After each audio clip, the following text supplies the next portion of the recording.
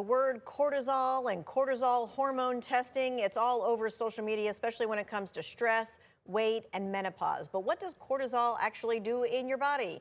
We're joined by Melissa Tharpe, women's health nurse practitioner with Novant Health Pelvic Health Center. All right, so we're hearing about cortisol all over the place. Let's just talk about first and foremost what it is and what it does. Yes, so cortisol is a natural stress hormone that we have that helps us regulate our response to stress, but also helps regulate metabolism, blood sugar regulation, and also our sleep. So it's a natural formed stress hormone within the body. It's secreted by the adrenal glands that live right up above the kidneys. Okay, so cortisol is a good thing. We need it. It's part of our makeup. So what turns bad then? What all of a sudden makes cortisol into this bad thing that we're hearing all over social media, that we need to change our ways of doing things and eating and getting up at different times and whatever else? So the way cortisol starts to impact things is whenever a woman starts to enter menopause.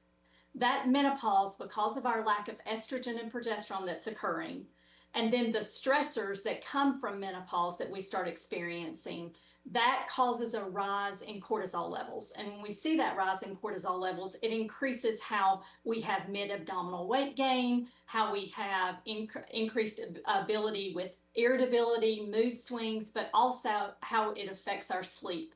So our sleep, we may fall asleep, but we can't stay asleep and we're waking up. That's how all that occurs. Now, whenever we hear a lot of the social media hype, those are honestly overstated claims, and they're trying to overcomplicate things for women. And then it makes us very difficult to see, what do I need to do? What do I not need to do? And it all comes down to more of lifestyle management changes and how we respond to stress. Okay, so you're telling me I don't have to eat at a certain time before I have my coffee. I don't have to exercise at a certain time. I don't have to whatever. What do I need to do then with the whole The cortisol basic issue? things, honestly, the basic things that we need to do is to really develop a good sleep hygiene regimen. That's cutting off our screen time approximately 1 to 2 hours before bed, trying to make sure that we wind down our mind. And some of it incorporates yoga, meditation, mindfulness.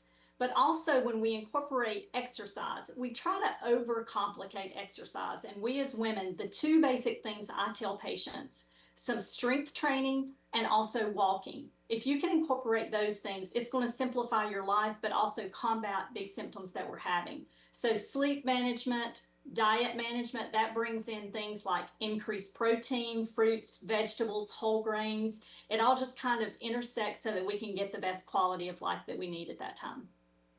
That's not as easy as just taking a pill, right?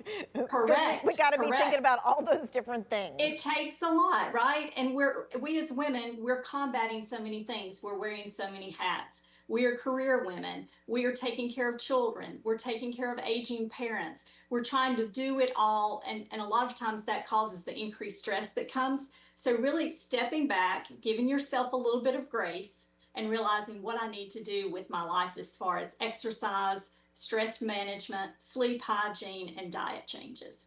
Okay, so there's no magic thing that we should be eating or that kind of thing to bring our cortisol down. How do we know if there's a problem with our cortisol?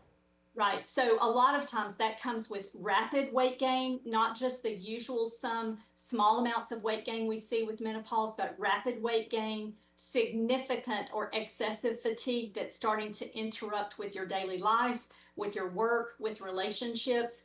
Those are symptoms that really clue you in that I need to get to my healthcare provider. Maybe I need a cortisol level check to see if I have things such as Cushing's syndrome or Addison's disease. And those things are not very common. But when you have symptoms like that, that warrants you reaching out to your provider and digging it in a little bit deeper. All right, and I liked what you said. It's not about doing a whole bunch of exercise, like doing another 2 hours of exercise. You said it's Right. more about strength training and walking. Right. Simplify it. I promise you, if you simplify it and just find the time that you can with what you've got going on in your life, it will all play itself out. We Mhm. overcomplicate things so often. And so I always say simplify and give yourself a little bit of grace with it. Melissa Tharpe, thank you so much for your time and your expertise. This is going to be in the Two Wants to Know section of our website. Right now, we're going to take a look at the forecast. Tim?